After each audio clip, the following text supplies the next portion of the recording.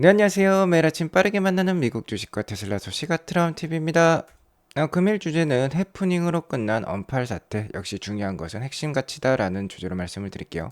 최소한 7년은 보유할 필요가 있겠습니다. 3대 지수 현황 먼저 간략히 살펴보고 가도록 하겠습니다. 오늘 나스닥이 크게 반등을 보여주었어요. 1.51%나 상승하면서 15,840선으로 마감을 했습니다. 자, 급 주식 분위기가 좋아지는 상황이에요.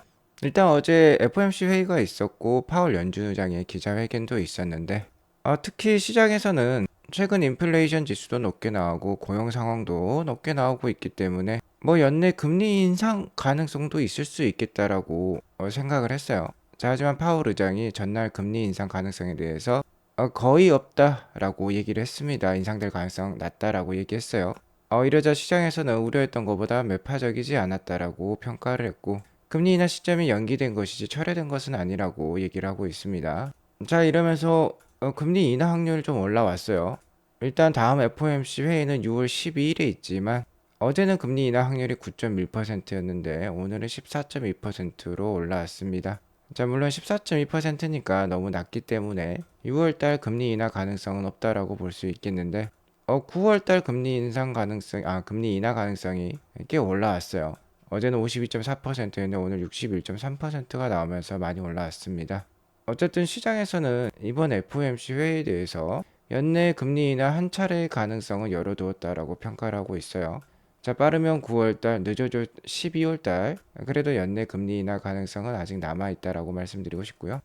자, 계속해서 고용 상황이 견조하다라는 숫자가 나오고 있습니다. 매주 다이나믹한 고용 상황을 확인해 줄 수 있는 게 이 신규 실업수당 청구 건수인데요. 20만 8천 건이 저번 주 기준으로 나왔어요. 예상치가 21만 2천 건이었는데 이를 밑도는 수준이죠. 실업수당을 청구하는 건수가 낮다라는 것은 그만큼 고용 상황이 활발하다는 뜻입니다. 계속해서 20만 건 초반 수치가 나온다라는 것은 거의 미국 상황이 지금 완전 고용을 달성하고 있다라는 의미예요.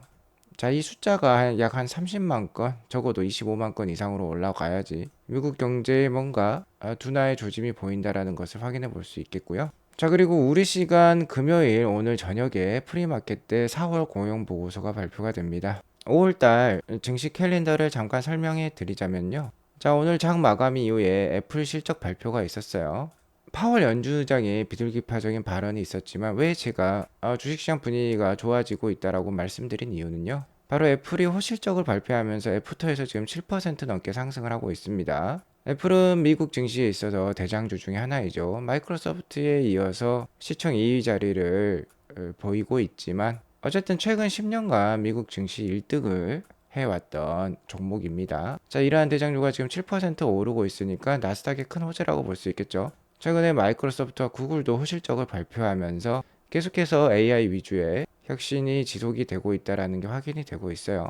자, 그렇기 때문에 미국 증시 분위기 지금 나쁜 것 같지는 않습니다. 최근 뭐 고점 징후가 드러나면서 약세를 보이기도 했지만 이번 실적 발표를 통해서 분위기 반전을 꾀했으면 좋겠고요. 자, 그리고 5월 22일에는 엔비디아 실적 발표가 있습니다. 5월달 가장 중요한 이벤트는 이 엔비디아 실적 발표가 되겠어요.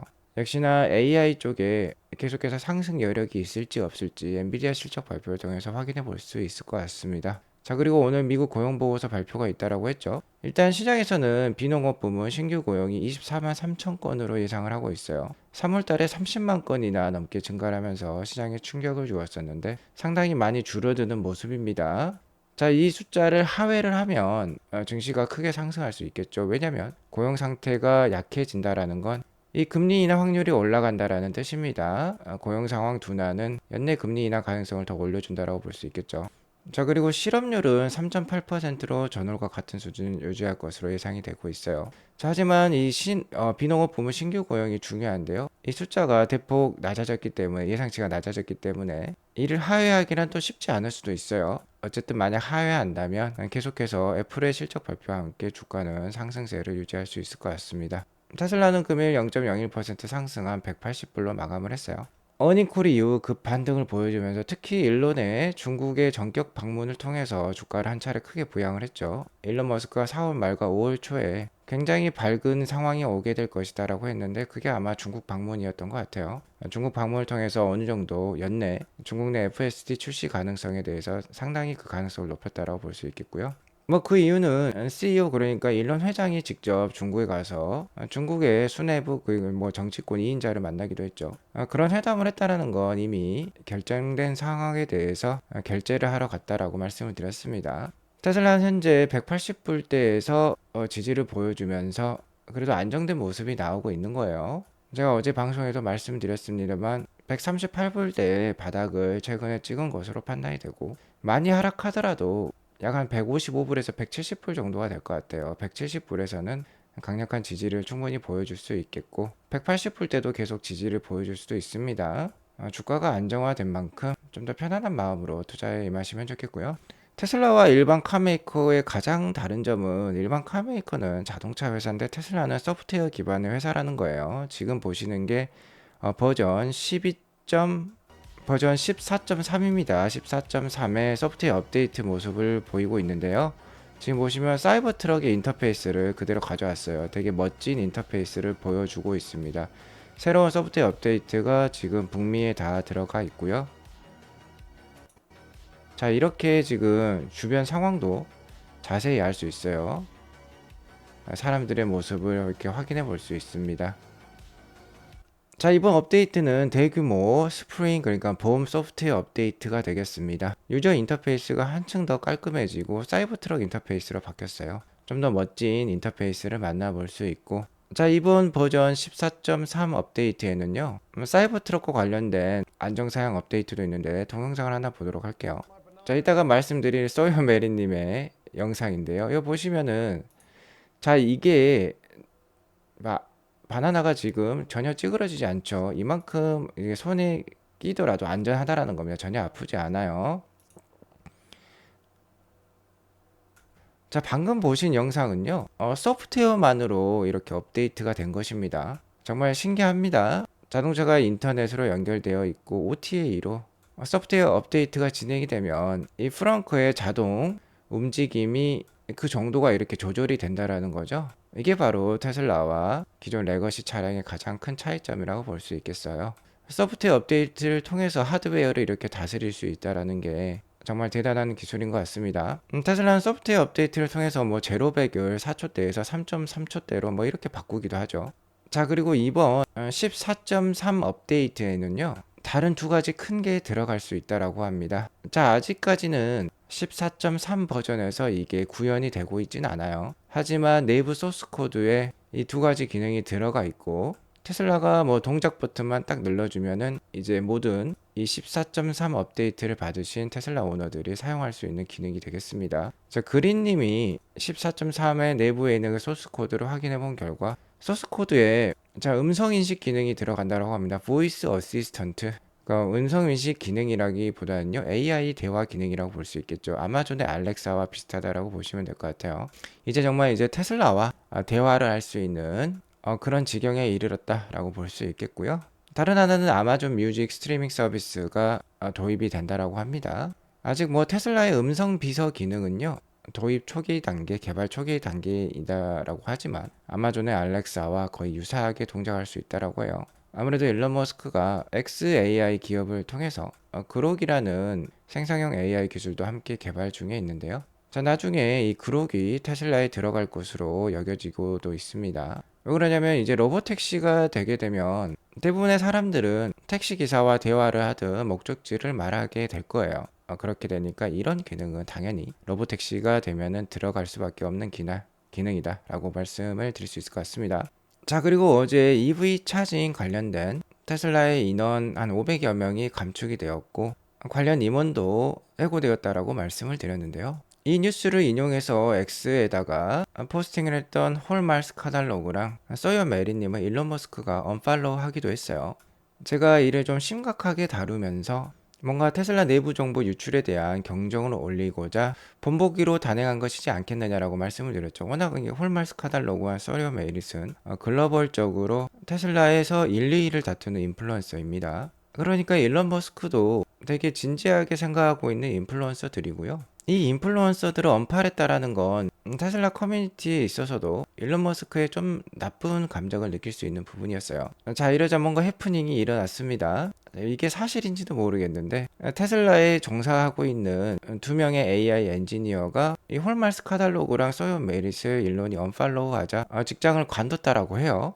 자, 이게 뭐 사실인지 진짜인지는 모르겠습니다. 워낙 요새 가짜 뉴스가 판을 치고 있는 상황이고 AI가 발전하면 할수록 정말 가짜 뉴스들, 페이크 뉴스들이 많아질 것 같아요.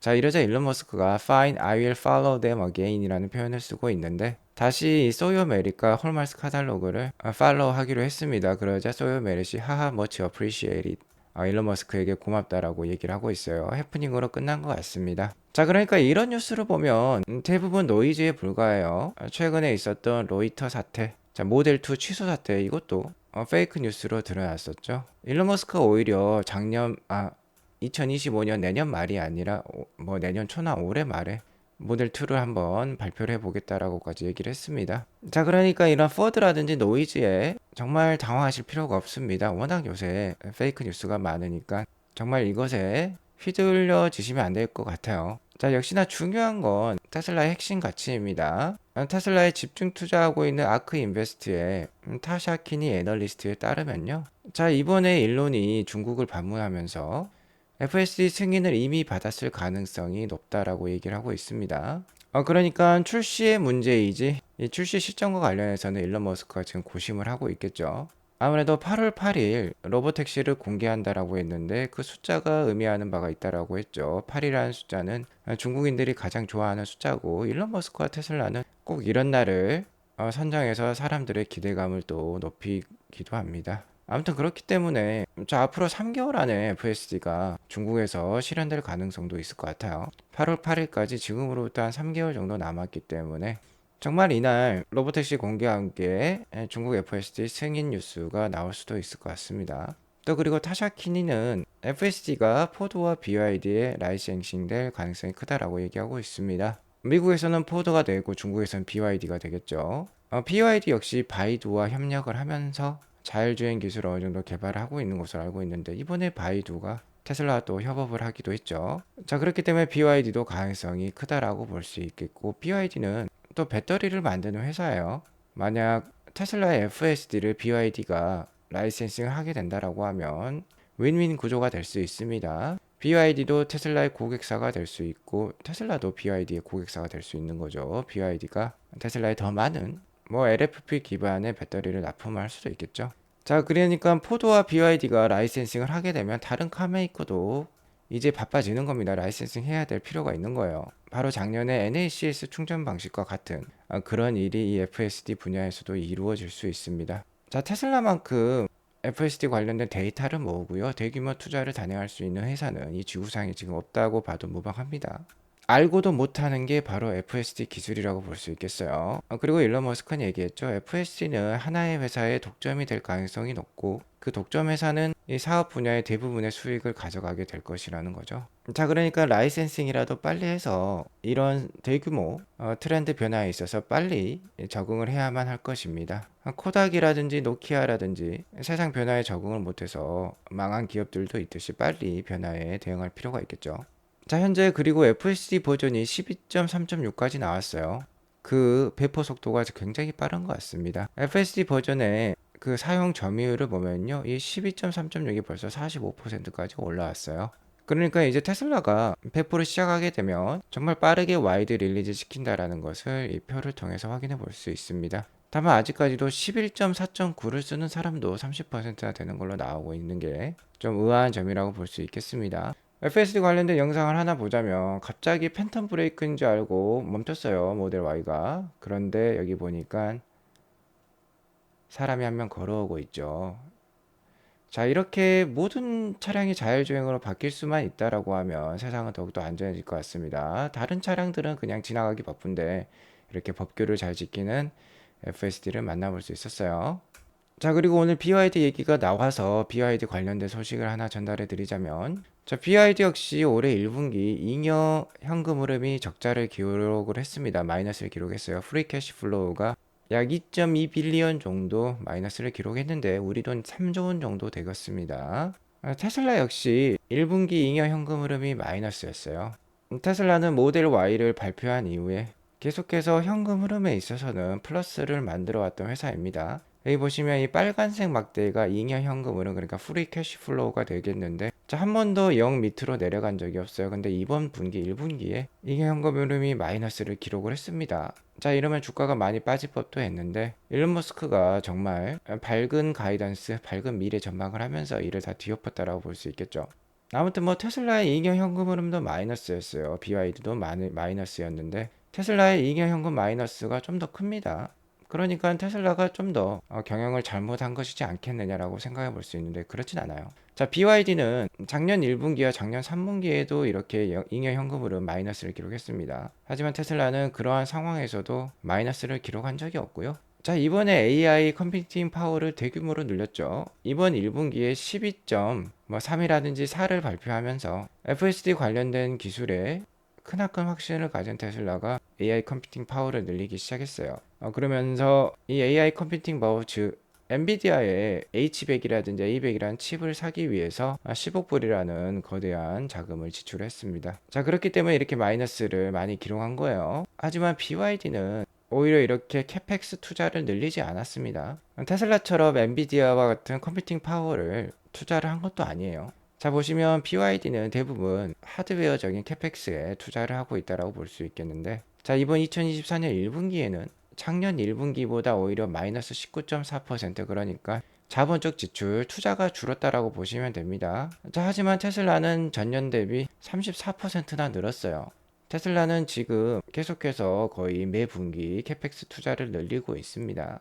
즉, 그러니까 이렇게 캐펙스 투자를 늘렸기 때문에 이번에 잉여 현금 흐름이 마이너스를 기록한 거고요. BYD는 이 캐펙스 투자, 그러니까 투자가 오히려 줄었음에도 불구하고 이번에 많은 잉여 현금 흐름에 적자가 있었어요. 그리고 테슬라의 자율주행이 이제 성공을 하기만 하면 BYD와 테슬라의 상황은 정말 크게 벌어질 수도 있습니다.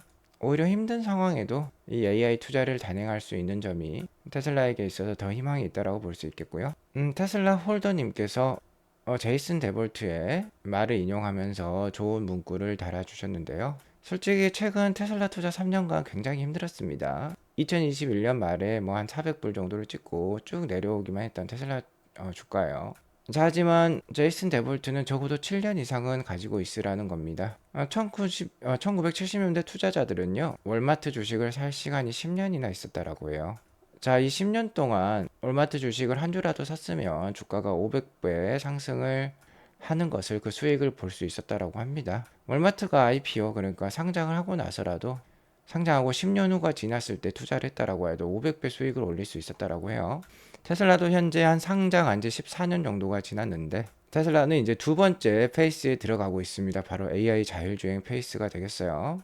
저는 이제 뭐 제이슨 데볼트가 7년 정도 투자라고 했는데, 최근 3년 힘들었지만 앞으로 4년은 좀 더 지금보다는 나을 것으로 생각이 됩니다.